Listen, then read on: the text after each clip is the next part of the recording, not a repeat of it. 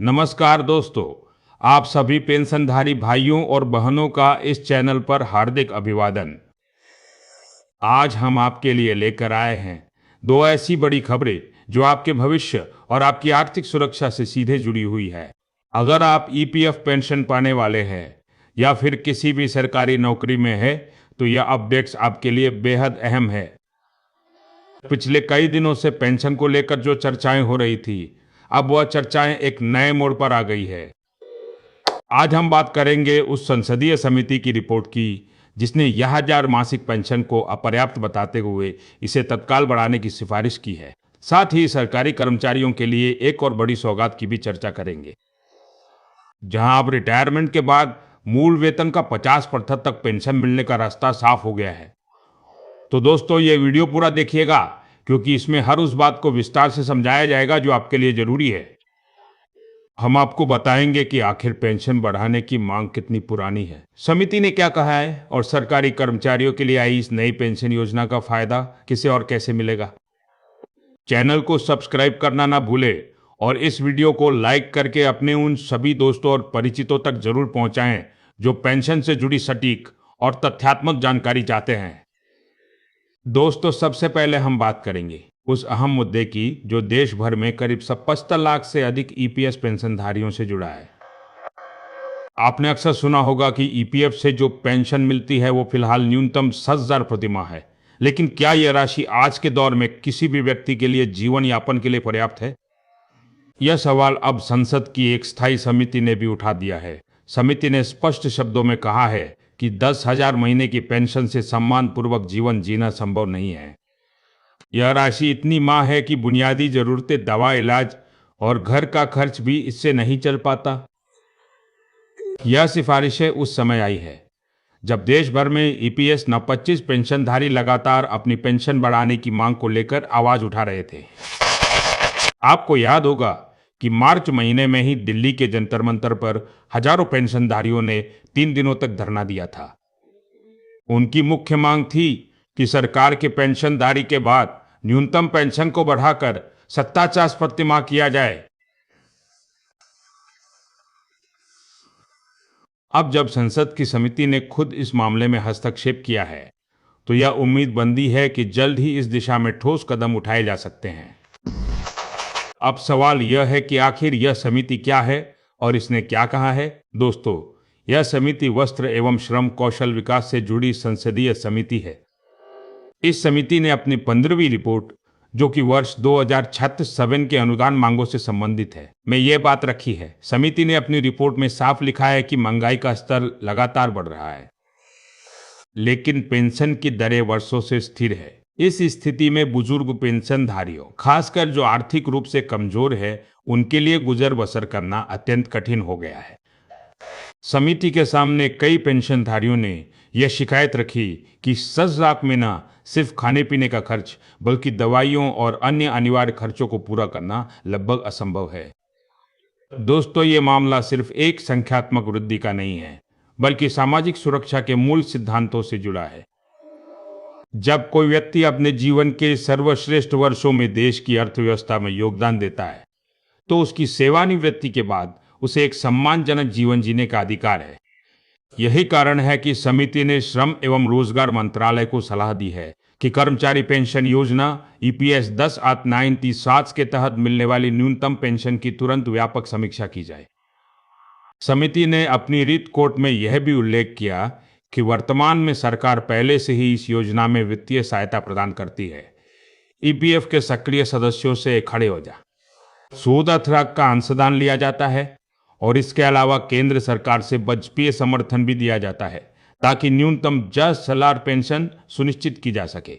लेकिन समिति का मानना है कि बढ़ती महंगाई, चिकित्सा खर्चों में हुई वृद्धि और दैनिक जीवन की बढ़ती लागत को देखते हुए यह राशि अब पूरी तरह से अपर्याप्त हो चुकी है। यह सिर्फ एक संख्या नहीं है, यह लाखों परिवारों की आर्थिक स्थिरता का सवाल है।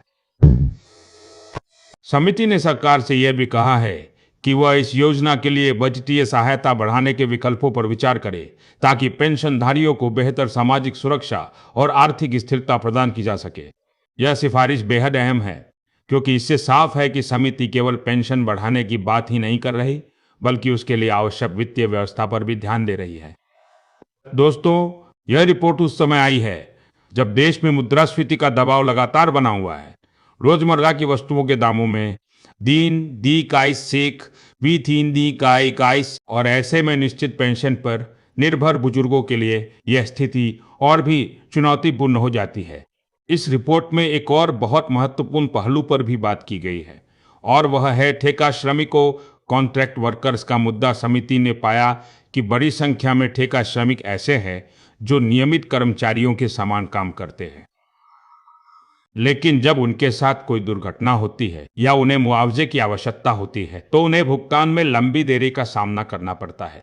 समिति ने सुझाव दिया है कि ऐसे श्रमिकों को ईपीएफ या ईएसआई जैसी योजनाओं के तहत समय पर कवर किया जाए। साथ ही केंद्र और राज्य सरकारों से कहा गया है कि वे एक ऐसा प्रणाली विकसित करें जो इन नियमों के पालन की निगरानी कर सके और समय पर भुगतान सुनिश्चित कर सके। अब जरा सोचिए दोस्तों, यह रिपोर्ट कितनी व्यापक है। एक तरफ यह न्यूनतम पेंशन बढ़ाने की बात कर रही है, तो दूसरी तरफ ठेका श्रमिकों के अधिकारों को भी सुनिश्चित करने पर जोर दे रही है। यह दर्शाता है कि संसदीय समिति ने श्रमिकों और पेंशनधारियों के समग्र हितों को ध्यान में रखते हुए अपनी सिफारिशें तैयार की है। इस पूरे मामले को देखते हुए ये कहना गलत नहीं होगा कि आने वाले समय में ईपीएफ पेंशन को लेकर सरकार को एक बड़ा फैसला लेना ही पड़ेगा। लाखों करोड़ों रिटायर्ड कर्मचारियों की उम्मीदें इस सिफारिश से जुड़ गई है, और अब सबकी निगाहें श्रम मंत्रालय की ओर है कि वह इस पर क्या कार्रवाई करता है। तो दोस्तों, यह थी पहली बड़ी खबर जो ईपीएफ पेंशन से जुड़ी है। अब हम दूसरी उतनी ही बड़ी और शानदार खबर की ओर बढ़ते हैं, जो सरकारी कर्मचारियों के लिए किसी सौगात से कम नहीं है। यह खबर खास तौर पर उन सभी कर्मचारियों के लिए है जो राज्य सरकारों के अधीन कार्यरत है और जिनकी सेवानिवृत्ति के बाद की आर्थिक सुरक्षा को लेकर अक्सर सवाल उठते रहे हैं। दोस्तों, आपको बता दें कि केरल राज्य सरकार ने एक ऐतिहासिक फैसला लेते हुए अपने कर्मचारियों के लिए निश्चित पेंशन योजना डिफाइंड बेनिफिट स्कीम लागू करने का आदेश जारी कर दिया है। यह फैसला 1 अप्रैल 2004 से प्रभावी होगा। यह वही तारीख है जिससे नए वित्तीय वर्ष की शुरुआत होती है, और सरकार ने इसी मौके पर अपने कर्मचारियों को बड़ी राहत देने का निर्णय लिया है। पिछले कुछ समय से राज्य के कर्मचारी संगठन लगातार पुरानी पेंशन योजना ओपीएस को बहाल करने की मांग कर रहे थे, लेकिन सरकार ने एक नई योजना का विकल्प पेश किया है जो पुरानी और नई दोनों प्रणालियों के बीच का एक संतुलित मॉडल है। इस नई योजना की सबसे बड़ी खासियत यह है कि इसके तहत कर्मचारियों को सेवानिवृत्ति के समय प्राप्त होने वाले मूल वेतन का अधिकतम 50% पेंशन के रूप में मिलेगा। यह कोई छोटी बात नहीं है। दोस्तों, जब कोई कर्मचारी 30-40 वर्षों तक सेवा देने के बाद सेवानिवृत्त होता है तो उसके लिए यह जरूरी होता है कि उसे इतनी नियमित आय मिले कि वह अपने परिवार का भरण पोषण आसानी से कर सके। 50% मूल वेतन की पेंशन एक सुरक्षित आय का भरोसा देती है। यह राशि राज्य सरकार द्वारा स्वीकृत वेतनमान के आधार पर तय की जाएगी, और इसके अलावा महंगाई राहत भत्ता डीआर भी दिया जाएगा।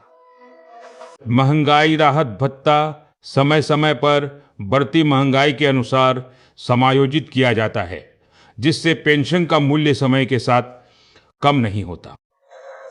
अब सबसे अहम सवाल यह है कि इस योजना का लाभ किसे मिलेगा और इसके लिए क्या शर्तें हैं। दोस्तों, सरकार ने यहाँ पर कर्मचारियों को पूरी लचीलापन दिया है। 1 अप्रैल 2026 से सेवा में प्रवेश करने वाले सभी नए कर्मचारियों के पास 2 विकल्प होंगे। वे या तो इस नई निश्चित पेंशन योजना को चुन सकते हैं, या फिर वे राष्ट्रीय पेंशन प्रणाली एनपीएस के तहत बने रह सकते हैं। यह विकल्प उन्हें अपनी इच्छा और भविष्य की वित्तीय योजनाओं के अनुसार निर्णय लेने का अवसर देता है। इतना ही नहीं, वर्तमान में जो कर्मचारी पहले से एनपीएस के तहत नामांकित है, उन्हें भी इस नई योजना में शामिल होने का विकल्प दिया जाएगा। यानी पुराने कर्मचारी भी अगर चाहे तो इस नई व्यवस्था का हिस्सा बन सकते हैं, बशर्ते वे इसके लिए आवेदन करें और निर्धारित प्रक्रिया का पालन करें।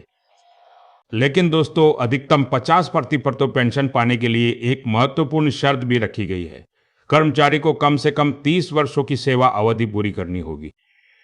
यह एक मानक प्रावधान है जो यह सुनिश्चित करता है कि स्तर के कोशिश सरकार 30 करने के तारबंद की सरकार की जिन्होंने लंबी अवधि तक सरकार की सेवा की है उन्हें अधिकतम लाभ मिले। यदि किसी कर्मचारी की सेवा अवधि 30 वर्ष से कम है तो पेंशन की राशि उसी अनुपात में निर्धारित की जाएगी जो उनके योगदान और सेवा अवधि के आधार पर तय होगी।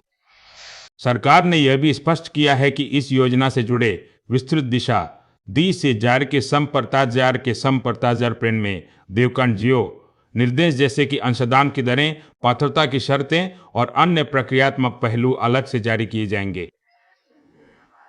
इसलिए कर्मचारियों को सलाह दी जाती है कि वे इन आधिकारिक दिशा निर्देशों का अध्ययन करें और उसके बाद ही कोई निर्णय लें। दोस्तों, केरल सरकार के इस फैसले को देखते हुए यह कहना गलत नहीं होगा कि यह देश की अन्य राज्य सरकारों के लिए भी एक मिसाल पेश करता है। पिछले कुछ समय से कई राज्यों में पुरानी पेंशन योजना को लेकर काफी दबाव था। कुछ राज्यों ने तो पुरानी पेंशन योजना को वापस लागू भी कर दिया था, लेकिन वित्तीय दृष्टिकोण से यह हमेशा एक चुनौतीपूर्ण निर्णय होता है। ऐसे में केरल सरकार ने जो संतुलित विकल्प पेश किया है वह न केवल कर्मचारियों को सुरक्षा प्रदान करता है बल्कि सरकार के वित्तीय संसाधनों पर भी अनियंत्रित बोझ नहीं डालता। यह दोहरा लाभ है। इस नई योजना में सबसे सराहनीय बात यह है कि इसमें कर्मचारियों को विकल्प देने का प्रावधान किया गया है। हर कर्मचारी की वित्तीय आवश्यकताएं और जोखिम सहनशीलता अलग अलग होती है। कुछ कर्मचारी निश्चित और गारंटेड आय पसंद करते हैं तो कुछ बाजार से जुड़े रिटर्न के साथ एनपीएस में बने रहना चाह सकते हैं। सरकार ने इस विविधता को समझा और कर्मचारियों को खुद निर्णय लेने की आजादी दी। यह लोकतांत्रिक दृष्टिकोण बेहद सराहनीय है। अब जरा इसके व्यावहारिक पहलू पर भी विचार करते हैं।